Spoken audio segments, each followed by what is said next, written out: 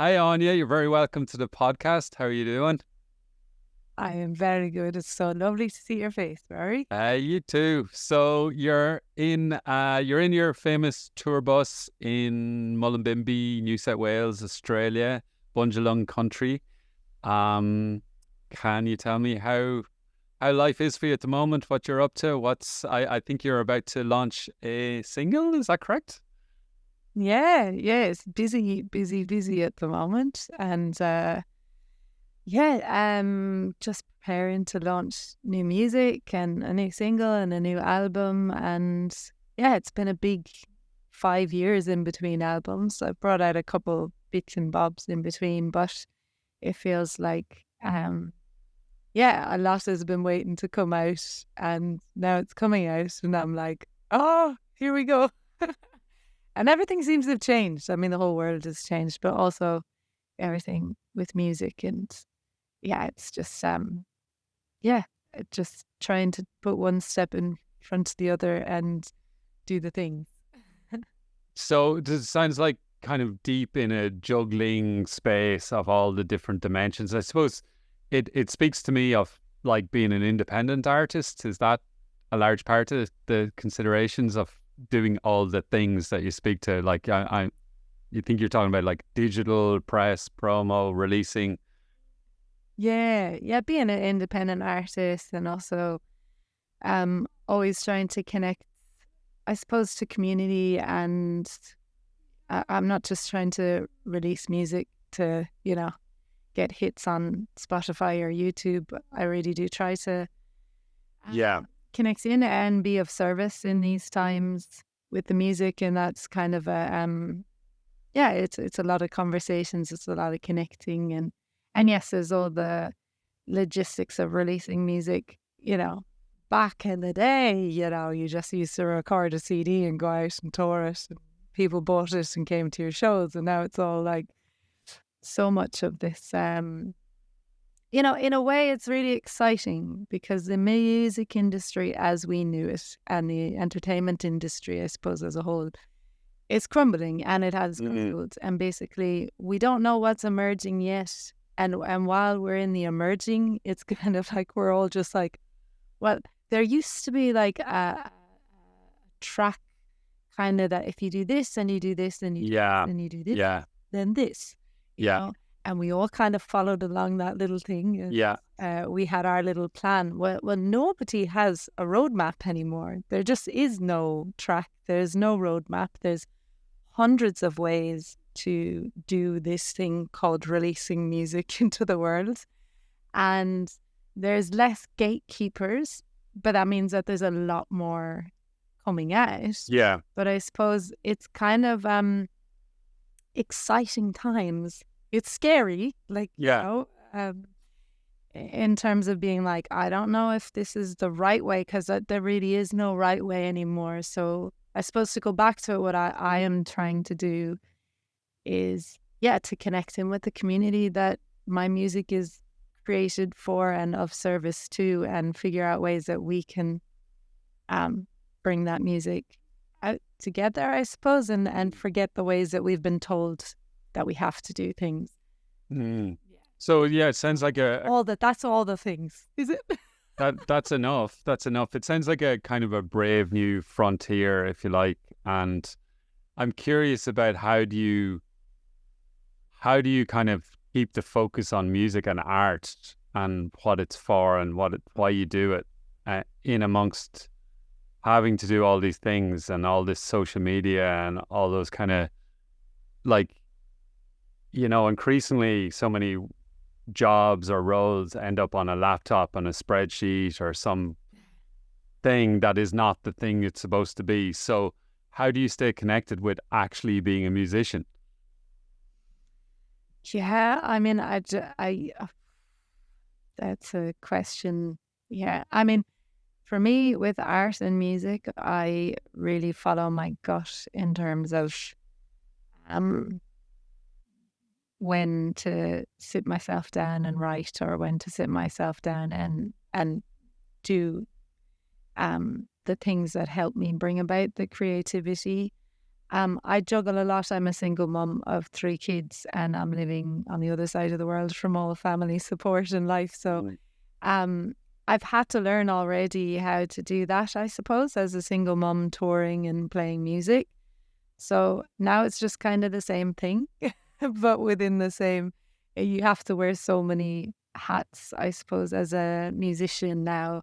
And it's not really what I signed up for. Like I didn't think I was going to have to learn all these other skills and learn how to be very good at spreadsheets. And I really don't like spreadsheets. It's not my thing.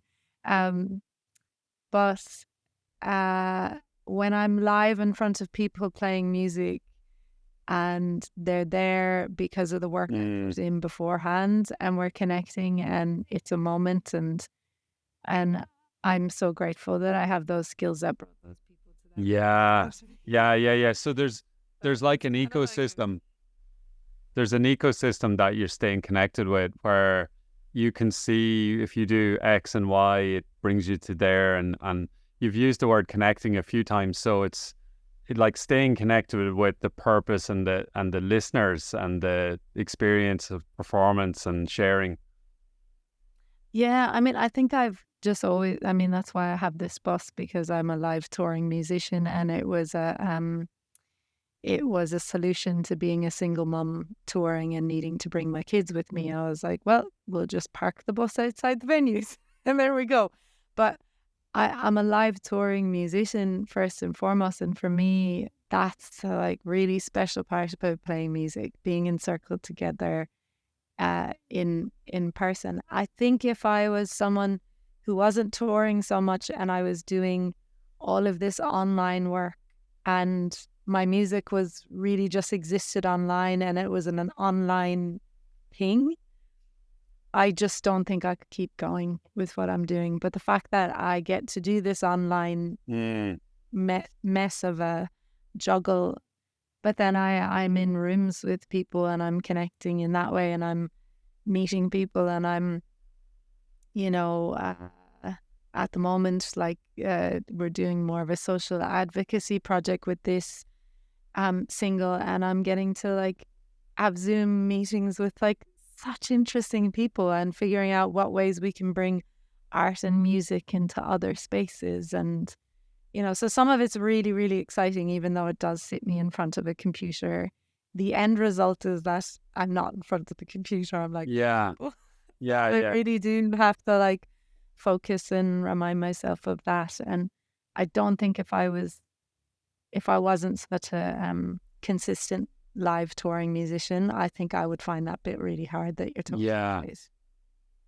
Yeah. So maybe now's a good time to talk about the new single and what is it? How did it come about? Where do you think it's going? What are your hopes for it? 4 questions in one special combo pack there. Was there 4? Jesus, I think I lost myself at 3. All right, well, the song is called People Like Me and You, and it's the first single from an album titled Misha Era. And the whole album, I suppose, is a conversation on, as a whole, I would say it's a conversation on identity and resilience, and I suppose as an Irish woman living overseas, our stories sometimes feel lost in the narrative of what Ireland is, and we are very much the story of Ireland. And so a lot of this album is talking about that identity in a lots of various different ways and themes. And so inside of that, the first single, People Like Me and You, was actually one of the last songs I wrote for the album, and I wrote it after playing the biggest music festival in this country, called Splendour in the Grass. And I remember like this moment on stage where I just was like, it was during the sound check, and I was just kind of standing there like, oh my God, Áine, like you got here. Like, how did, I just was like, this is a bit of a miracle, They tell you that by 23, that it's your, use by date as a woman in the music industry. And here I am, like, in a whole different country. a woman in my 40s and rocking it at this like massive music festival. And then after that, just a moment of connection that I had with people in the audience, and it just felt like we were all having this moment of rising together. And so the song is, I suppose in a way, it's kind of a love note back to my younger self. And then in that way, it's back to anyone else who's in that space where it's like, you know, you don't think you can take up space, you don't think you can do these things, you know, or there has been adversity in life or grief or, you know, life has taken you in a different direction. And it's really a song for the strugglers, the battlers, the, you know, those, because I always find that it's from these people that the inspiration and the strength comes from the people who have been through some of the hardest shit in life, you know? And yeah, I just was like, well, if I can do this, like with everything that's happened, you know, if I can be standing on this stage doing this, like it really is like anyone can, you know? Yeah. So, it's a song for people like me and you, Ruairí. I put you in that category. And those of us that keep wanting for, you know, a better future as well. And part of that is that we all have the tools and space to sort of thrive after whatever traumas we're coming through in life, you know. So yeah, it's just a little bit big, the message. And I've been very open and sharing of my own story of thriving after domestic violence. And you know, a part of this reaching out is also wanting to reach out to some of those spaces, survivor spaces in general, in any country, you know. They're under-resourced, underfunded, and they are doing such incredible work, you know. And so I've been meeting with lots of organizations and trying to figure out ways to bring more arts into that space, more music, more dance, more you know, painting, anyways to kind of, you know, and in what they're facing as workers in those spaces is, you know, a lot of red tape, a lot of, you know, very clinical ways of having to help. And a lot of the times that kind of soul stuff, there just isn't the time, you know, and really it's so needed at so many of those, because I know myself, like if I didn't have music and art and the arts community all over the world during my years of coming back onto my feet, I don't know where I'd be. I just don't know where I'd be. And so I wanted to be able to try to give something back to those spaces where they can use some resources that we're making in the music video and the song to kind of, enliven some art. I really do think a lot of the time, if you just create the space, artists will show up, you know?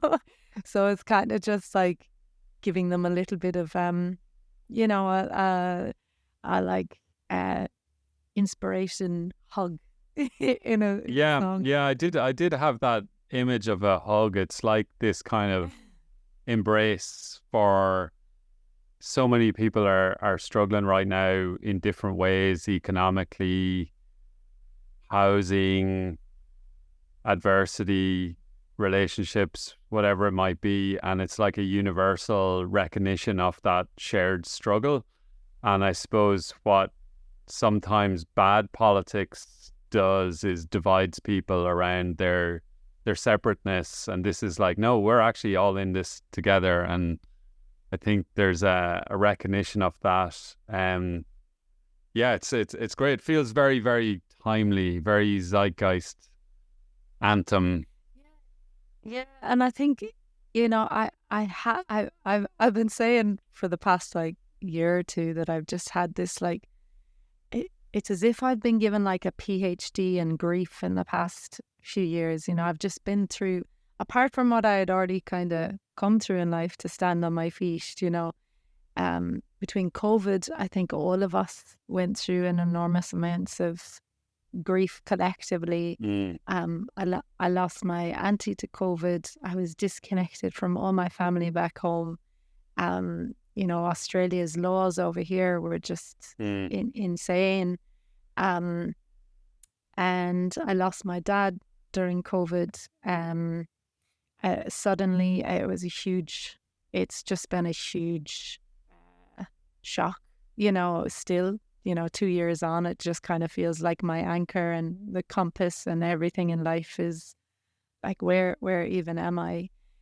And then when I arrived back from losing my dad to that and I got long COVID and was very ill, our house flooded here in the Northern Rivers on Bunjalung country, and we lost everything.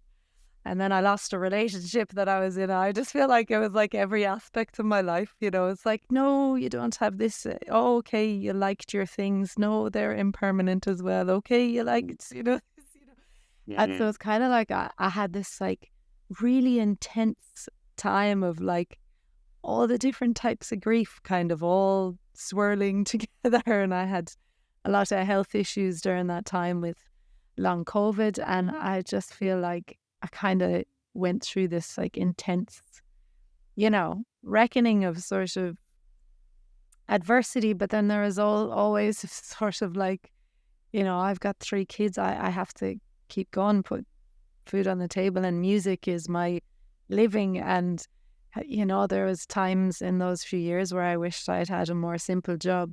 But then at the same time, music was the thing that, allowed me to see possibility and life again. And then what we're all facing right now globally in terms of Palestine and what land back actually looks like, and what power and corruption and greed and politics and dirty politics and propaganda and, all this stuff, like we're just all going through such immense reckonings, and I feel like the grief collective is just massive. And we need spaces, we need art and our artists more than ever, because we need spaces to process all that. And I think, politicians can get up there and say, whatever, do this or don't do that, and it doesn't inspire much action from people. Do you know what I mean?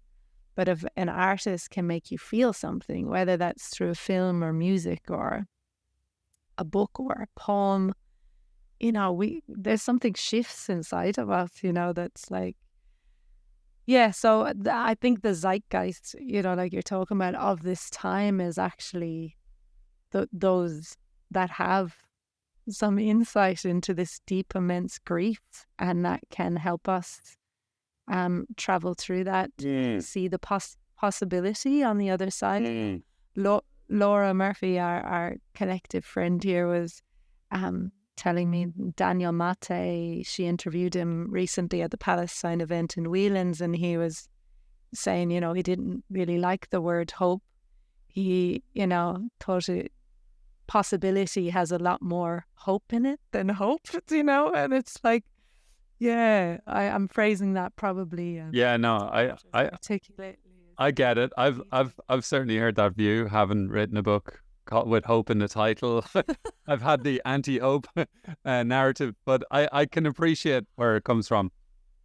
Yeah, it I guess yeah. Anyway, we could go down that road, but it's like it can be this empty, passive thing rather than like an active agency thing. Yeah, kind of possibility feels like an action, and I think that's what our artists, can show us right now, is some of that, as well as hope. I mean, I have a song with hope in the title as well, loads of them with it in the words as well. Like I'm a lover of hope, but I also am like, how can we show up right now? Yeah. I just thinking like hope is out of fashion now. It's like we were really like 2020 now. Hope, yeah. 20. Now it's all about possibility. Yeah. Well, anyway. Let's hold on to both of them. Yeah. But no, I do think that's the zeitgeist of the time, is who are our artists and truth tellers, and Yeah. that can kind of help us emerge from. I mean, it's the same. Like, we're seeing the music industry crumble, right? We're seeing like empire crumble. We're seeing, these things that colony, that we've just kind of always accepted as like, people are seeing it like live in front of our eyes, just kind of, and it's very disorientating for all of us. And yeah, I just think, where are we going to find the people to kind of carry us through that? I don't think it's going to be in our politicians. Yeah, well, I suppose to be in our artists and our grassroots organizations and community workers that are on the ground in all these spaces and know exactly the answers to problems. Like, that's where I see, our kind of ushers bringing us through. Yeah, it sounds like a re-democratization process, and bringing things back at a grassroots level, and artists having a more equal role in that, beyond just being seen as entertainers. They're actually there more as healers and conduits and vehicles for making sense, making meaning, and building connection.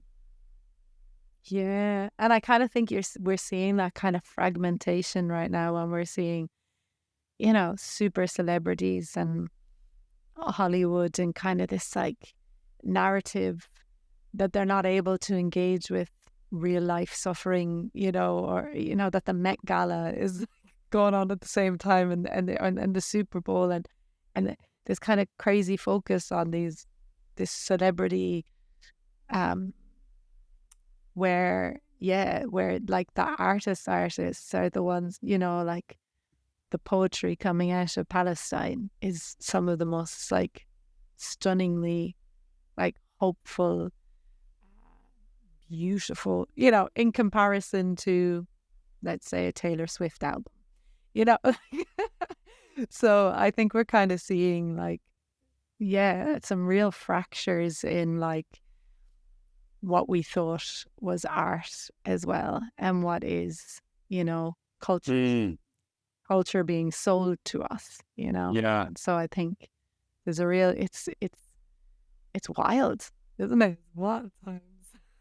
It certainly is. In terms of you connecting with your own role in all of this, like, where were the earliest seeds of that for you in your life? Oh, I mean, my dad, my dad, Sean Tyrrell, I suppose his music was always speaking of and speaking to the oppressed, the underdog. And then talking to him, that really came from my nana, and how she cared for people in her community in Galway, in the Crescent. And my nana and I were very close, and I feel like, I've always felt her coming through. And so I feel like that line, although my nana was a set dancer, not a musician, but passed on that love of music to all of us. And and I think Dad, then, he went over to America in the 70s and was very much part of the kind of anti-war movements and the hippie movement over there, as he would have called it, and came back and really searched out old Irish poetry and knowledge and wisdom. And, he rejected the Catholic Church in Ireland at a time where that wasn't a thing you did, And so it kind of took him and us in his wake on this kind of like, different path of music and art and pagan ways, and our older, growing up in the Burren, there was a lot of people, like John O'Donoghue was our parish priest, and him and Dad did these like mad pagan dawn masses at Easter in like one of the ruins of an abbey, do you know, like, so there was kind of wild stuff going down there. And to me, it just felt really normal, you know, like, Yeah. it's just like Dad and his friends, you know what I mean? But so yeah, the seeds of all of that were definitely planted with him, and I grew up also loving traditional Irish music and playing it and loving that community feeling of music. And our songs, like, I was thinking about this today, you know, like, why are all Irish artists, you know, like, as a collective, Australian artists are very silent on lots of things, just Palestine. As a collective, Irish artists, like, are very vocal about a lot of things, you know. And I was thinking today, like, you know, it's because it's in our songs and in our poetry and in our, like, very, like, it, you know, some of our most popular traditional songs that we all know and have learned, and they all speak to, you know, resistance and to thriving with our culture, our language, our ways, you know, like, and we've all just kind of had them like embedded, you know, kind of in the back, and whether we activated into it or not, they're there, you know. Me, I had them majorly activated because Dad was singing, and, you know, we were protesting for Palestine when we were young. He was always out supporting travellers' rights. He was, you know, speaking up about, you know, like Mullaghmore being, getting a visitor centre on top of it. Like, he just was, he cared so much for the earth and its people, and was just a humanitarian at his core. And he passed that on to all of us. And I think all of us as his children express that in different ways, you know, like my sister loves gardening and is into plants and plant medicine and healing, and my brother into poetry, and we all have our kind of ways of expressing that, but I kept the music going.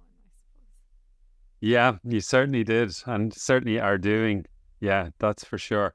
In terms of locating, then, that you referenced, I have a real sense of a very strong old Galway route in all of that, and then it sort of hop skipped towards the Burren and into County Clare. But just stay with the Galway kind of tribe, if you like. Like, how much Galway identity is in you now, do you think? Like, and then, like, how much of that land and city and area do you connect with?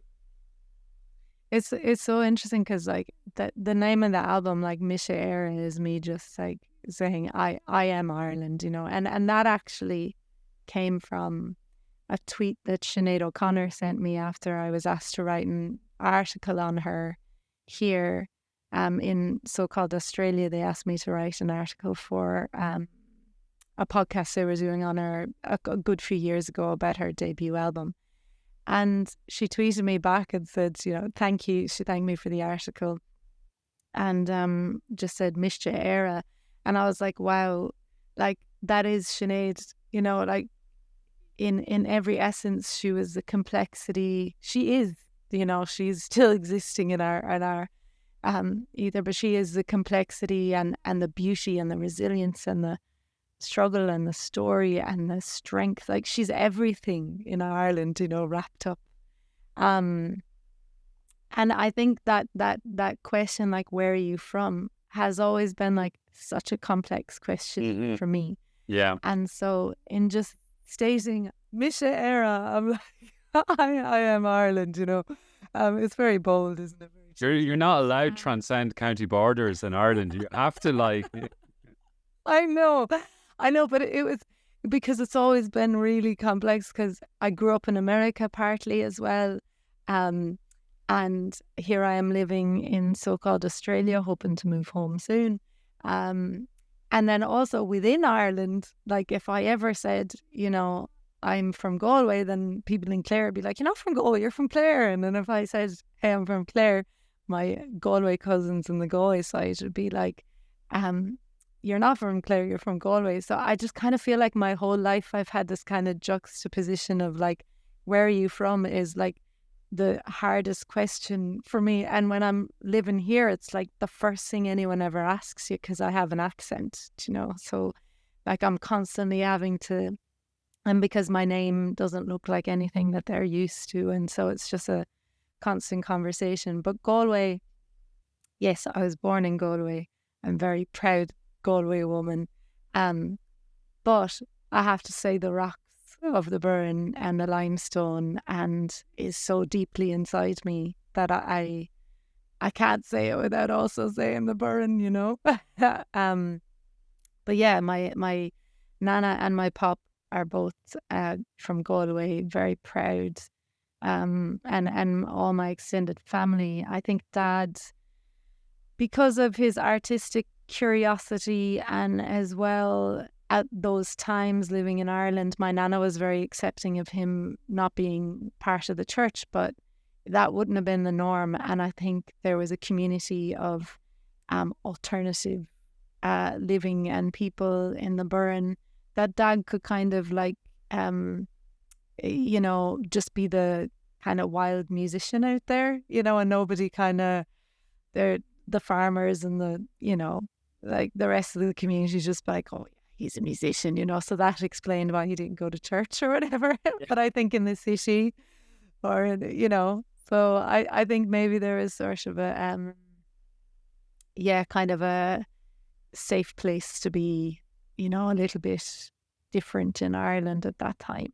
You know? Yeah, and maybe still is to some extent in that Clare is such a refuge for, not just a refuge, but a kind of birthplace of so much music, and also it embraces music and people from elsewhere. It's a kind of a meeting point and melting pot in its own quiet way. There's something I've really learned being here and working and being in relation with so many First Nations artists and community here is the effect of land on, you know, the people for generations after, you know, and there's certain, like Byron Bay, for example, Gavanba is what it was called originally, and it was a meeting place because the river and the sea met here, and so the tribes would come from all over, and there was a lot of corroborees, which are big dances, and they've been able to archaeologically figure this out in their midden sites because there's animals and things that wouldn't be found here, be found in the desert or whatever, but so they would come here for these big meetings, and a lot of creativity and music and dance happened here. And now generations on, Byron Bay is very known for its creativity, and even with, you know, white settlement here and all the, you know, diverse community that's here now, it's amazing that the land still holds that, you know, and a lot of different spaces here, you know, that there'd be desert people and sea people, and each area and community kind of have a reflection of the land within their language and within how they you know, interact, and it's just something I've been, and it really does make me think about the Burren a lot, because, you know, it's such a barren landscape, you know, but then there's so much beauty, you know, like all the flowers that come up. Yeah. The water systems underneath it, and there's such a thriving ecosystem of the Burren, and I kind of, you know, it's produced a lot of music and art and artists, and it's a gathering place. I suppose a lot of West and East Clare, you know, different topography and but it's been a real gathering place of art and music, and yeah, so it's kind of set me off on a little thinking about that, and kind of more conversations over here that I've heard and that connection to land is so strong in the Burren. Even people that aren't from Ireland that land there and live there, they have such a strength of connection to that landscape there, you know.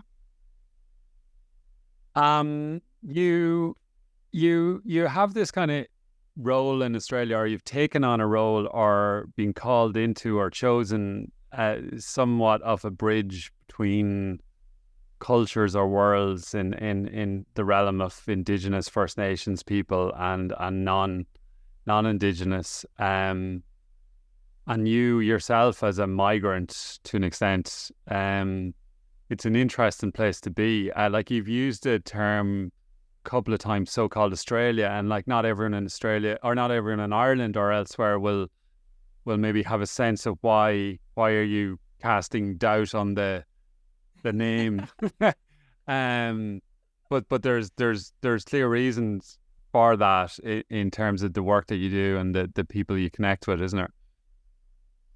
Yeah, so I mean, so-called Australia itself, I suppose, is Australia is a title placed on a lot of lands, and in those lands, there's 200 to 300 different language groups and communities, and not all of them they would all have their own.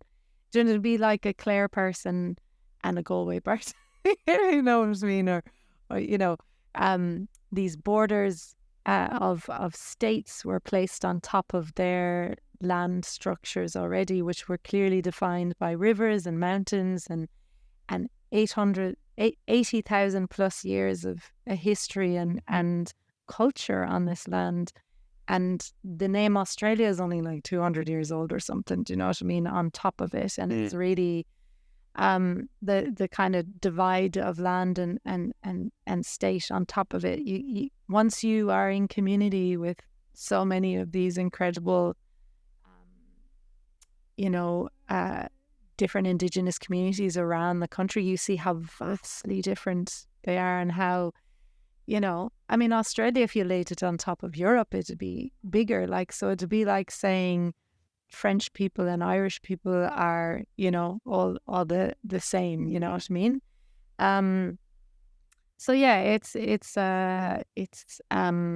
important to recognize, and I suppose it's not the narrative that's been taught to us around the world, and it really takes time. It's not something that I came over here knowing too much about. My dad read a lot of books and was aware of a lot of the injustices here, so I did know, but I didn't really know until I was actually here a year or so and playing music, and I getting put onto kind of world stages, or these kind of like off stages to the main stage of stuff, and that's where all the Indigenous musicians were placed as well, even though it's their own damn country. But anyway, and so being in community, kind of going from festival to festival, and we're all kind of in that space, I got to sit and be in circle and listen and hear stories. And I remember the very first show, it was a double bill with myself and an incredible singer from Arnhem Land called Yuramal, and they put us on a show together, and they were like, well, you sing in language and he sings in language and this would be lovely. And so he did the first set, and I was sobbing, like I could barely get up on stage from my set, because his stories and his way of speaking of land and connection to culture, it was the first time in this country that I felt, a connection to art and culture and land, because I feel like everything I'd heard up until then, I was like, I don't understand what Australia is. Like I was really confused for my first year and a bit, trying to figure out, living in a new country and everything. And, it just felt like, sitting in, I don't know, Milltown Malbay, listening to someone incredible sing and tell some stories. So it was a beautiful connection. And from that, I suppose I've just ended up in those spaces, because that's what feels um, yeah, for me, artistically and musically, and I love our language, Gaeilge. I love our culture. I love our old ways prior to colonization, um, and I love uncovering and finding out more about that. And really, so many First Nations artists are on such similar paths that it was just beautiful, artistic, connection and talk and sort of supporting each other while we're kind of going through similar processes, but really different at the same time. But at the art, I suppose, of what we're all kind of trying to do has maybe like the base ingredients are pretty much the same of our soups, Yeah. In terms of your own personal process, like, how is it that songs come to you, or do you go looking for them, or like, where do you sit down to write, or do you have any particular discipline or practice? Yeah, I mean, I would love to say that I'm like, Nick Cave, who sits in an office from 9 to 5 and writes. But that's not the reality. And especially, I think that's a really privileged position to be in. And I don't think that there's many women really, because most of the time we're in caring roles of some sort, even if we're not mothers, that can kind of be like, I'm just going to lock myself in an office and be creative. So for me, I have to kind of steal the moments, I'm running a business, full time. Clearly, I have 3 teenage kids that are really busy. And I have, a lot on my plate. So I have to, when I feel something, when I know something is coming through, I know Laura and other people have been uncovering this word imbis and our kind of ancient flow, and I love that Yeats poem that's like, there is a fire in my head, and for me sometimes that my dad said that to music, and for me sometimes that fire in my head, when I feel that, whatever that is, what do you want to call it, like flow or inspiration or imbus or whatever, I just make sure I tend to that. And so that might mean, that I just have time to like put a voice note into my phone, or it might mean that I don't have time to sit down and play guitar, but I capture that. And then when I have other spare moments, I try to piece them together. But the last song that I wrote for this album, it's so funny. Like, it's one of my absolute favorite songs I've ever written. It was literally written in like 20 minutes. And they don't all come like this, by the way. Some of them I wrestle, and they're a couple years, of me wrestling them, But this was a beautiful friend of mine, Leah. She goes by Co-Culture on Instagram. Incredible activist and just truth teller of, I suppose, decolonization and the work that I'm in. We were doing a workshop in NARM in Melbourne together, and we were kind of planning the workshop and doing the logistics back and forth. And she has been in the academic world for the past few years, but has always played music and been a full-time musician for some time as well.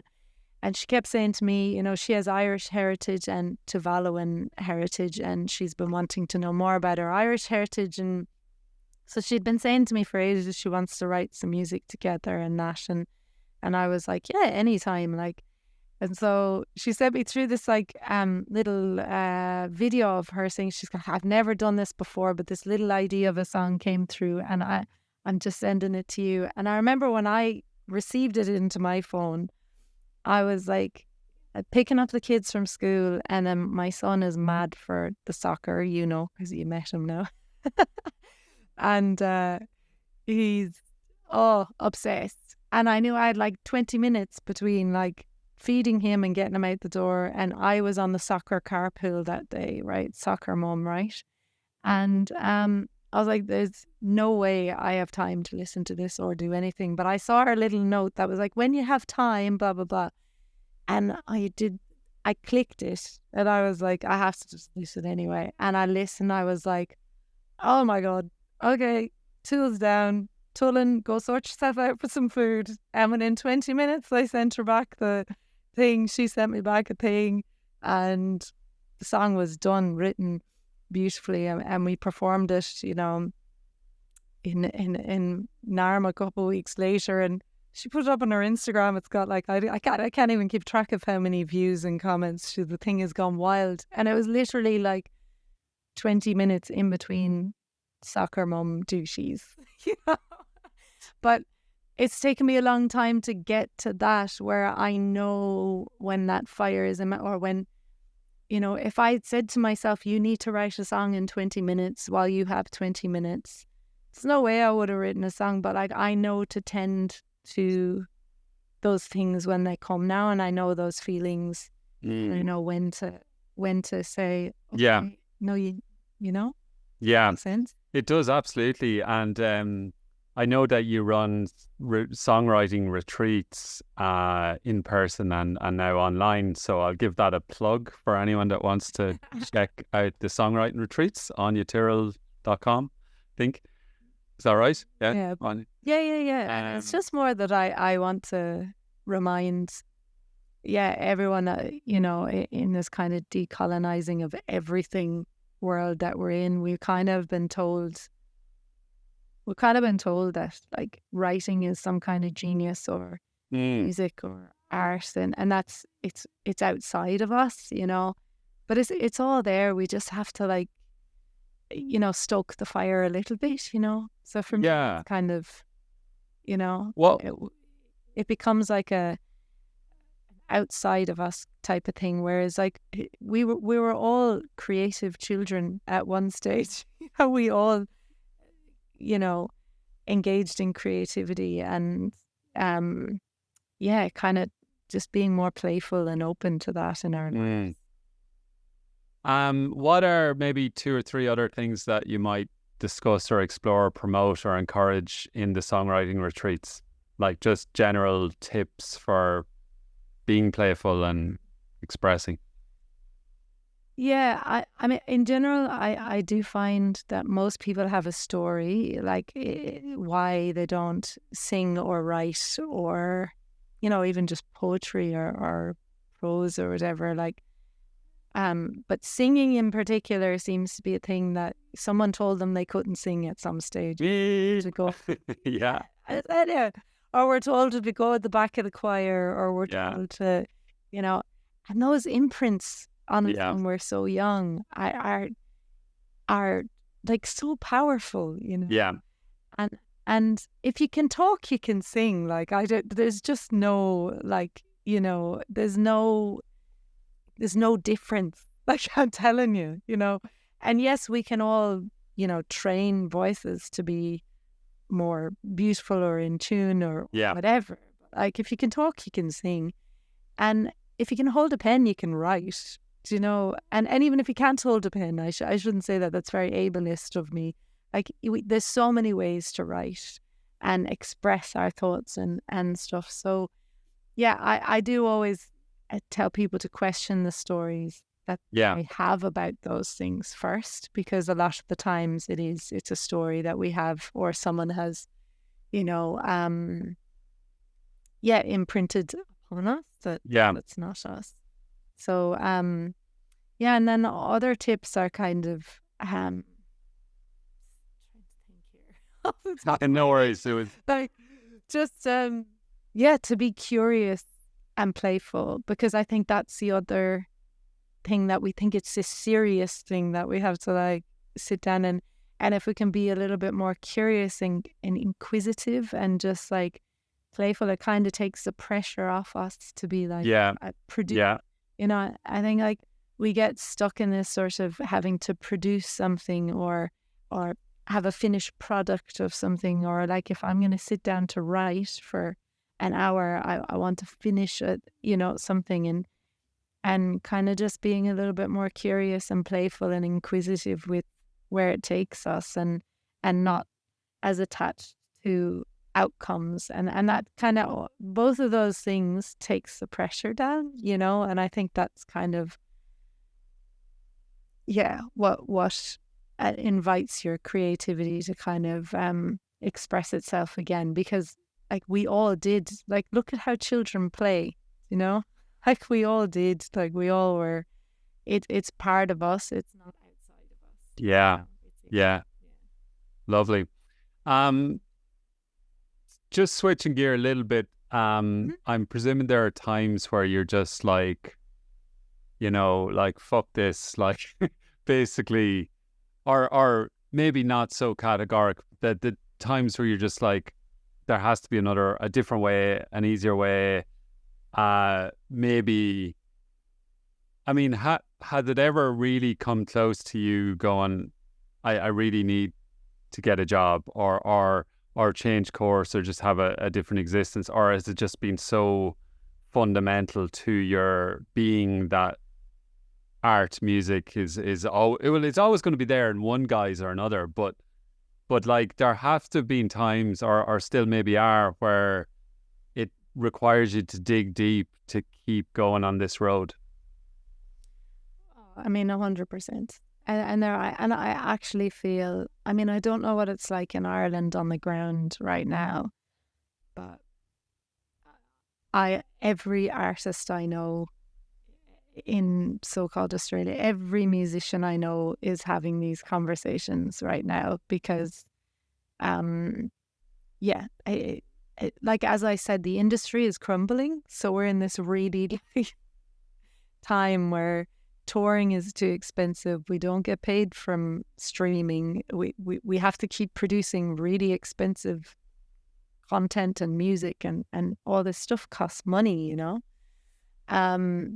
so yeah, it's been, and COVID was a massive shock to the system, and I really don't think Australia had any plan. Like I do remember Ireland very early on in the piece having an arts recovery like program or governmental talk about that. I mean, Australia has never said those words, and so there's festival after festival folding here, venue after venue that are closing down. It's like a wasteland out here at the moment. So yeah, I mean, there's been trying times now across so many of my friends. There's been trying times in COVID. And then I gave up music, and I was a primary school teacher for many years. And my decision to give up music in that respect was more, it was very unsafe within my relationship. It wasn't like I don't want to play music anymore. It was like, I'm trying to be a wife and a mother here, and this doesn't seem to be a safe option. And so me returning back to music when I did was I bought this bus and I packed the 3 kids onto it, and it was me saying, no, you've got to find yourself and claim yourself again, and show your kids, we created a different way forward, I suppose. I think if I had stayed teaching and stayed in the same town that we were living in, I don't think I could have given my kids the strength that I have now, and the ability to overcome what we did. And we're all, thriving and doing well after some really hard shit in life, And when I made the decision to leave my teaching job, I had a full-time permanent position in a town that loads of people want to live in, beautiful by the sea. And I had zero following in Australia. I was in the middle of recording my very first album.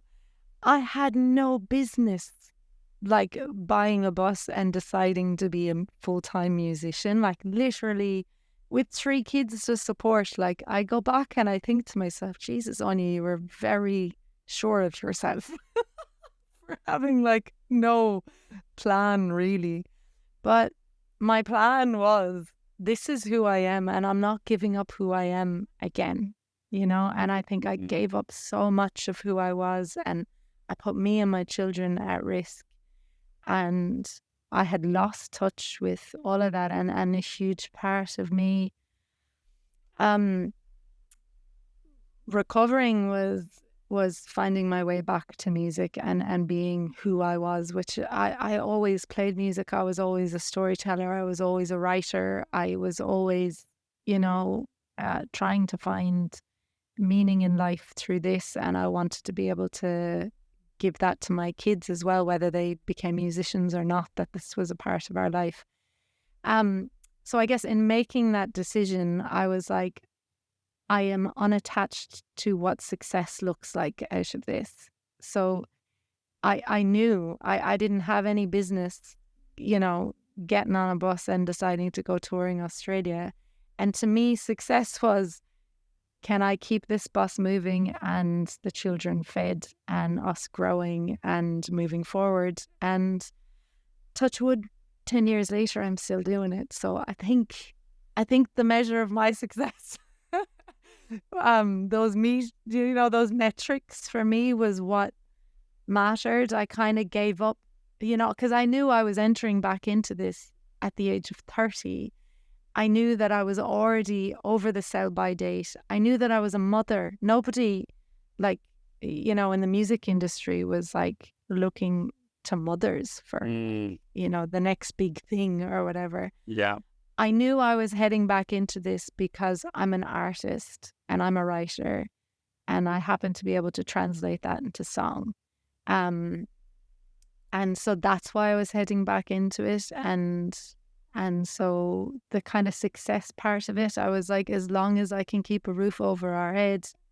And, you know, for us, it was the open road and living full time on this bus with 3 kids. It's a big bus for those of you that are not able to see it. Like, it's a 9-ton truck. So it's not, I'm not talking like a tiny little high-ace van here. Like, it's big. And we lived in it for nearly 6 years full time, and it's still now part of the life, and it's my office and recording studio, and you know, and every day was a new adventure, and it was an open road, and we got to redefine who we were as a family and what life looked like for us, and we could settle somewhere and enjoy there for a while, and then, you know, I'd get another run of gigs and we go off to the next, you know. And then as it started, they get to near high school and they wanted to be more in school and settled, and so we kind of put down roots for a little while here. And yeah, so does that answer the question? Yeah, so there have been trying times, but I think I go back to the tryingest of the times, which was like my decision to go back to the art. And so every time in the last 10 years that there's been, you know, questions or doubts in my mind of like, what the hell are you doing, Áine? Like, this is insanity. Like, you know, I just go back to, well, you know, this was your measure and I'm somehow still able to put food on the table. So just keep going. Love it. Keep going. Thank you so much, Áine. And I wish you huge success for the single, for the album, and for all the other albums, creations, tours, whatever may come next. Yeah, no, I'll be 80 and I'll still be turning up on your podcast being like, I'm still putting food on the table, Ruairí. Well, I'm still here. Well, you know, funny you say that, because I have interviewed Peggy Seeger and she's touring in Galway in her 80s, killing it. So no excuses. Yes, I know. And I, you know, part of, you know, my, like, the single, when I wrote it, and a lot of it on the album is like, we actually need to hear these stories of wisdom from women in their 40s, 50s, 60s, 70s, 80s. Men have been allowed to gracefully age in the music industry and provide wisdom. And it's been something that very few women have been allowed to do. And so it's kind of my revolution that I'm just not going to go away, because I've seen so many of us, so many of my friends, so many of us have to say, I can't do this anymore. I got to, get a job or look after the family or do this or do that. And it's kind of my silent, fuck you to the music industry, to be like, I'm going to keep doing this. So sorry, you're going to keep getting my press releases. You're going to keep hearing from me. And then I hope, like Peggy Seeger has done for us in her wake, we can look to her and Patti Smith and Bonnie Raitt and so many that are rocking it out in their 70s and 80s. And I can look at them and be like, okay, they're still doing it, I can go. And so maybe there's someone 20 who's thinking about having kids and who's looking at me and being like, God, well, she's doing it as a mom with 3 kids. Oh, I can keep going. It's like, it's a bit of a revolution just to turn up for a show, really. In all respects. Yeah. Love it. Thank you so much, Áine. And thank you. I have to say, thank you and Susan for your support when you were here, and just like the conversations and chats you on your podcasts and who you are in person, because your inquisitive mind into all of these things. It's a little mycelium network, which I have to say is the thing that keeps us all going when we have those moments of I can't do this anymore. You reach into your little network that, and that there's people all over the world feeling these things, and your podcast and your friendship, and it means a lot to me too. So thank you for being here. Thank you so much, Áine. Ditto. I really appreciate that. Thank you. I was thinking similar. Every time I do these podcasts, I at some point I'm in the middle of them going, I really enjoy this, as if it's some big surprise to me. And because partly you don't want to be doing all the production things that you need to do and releasing and promoting, and then it's in the middle where you're having a chat. It's I'm pretending it's for all the listeners, but it's for me, really. It's for all of us. So it is this network of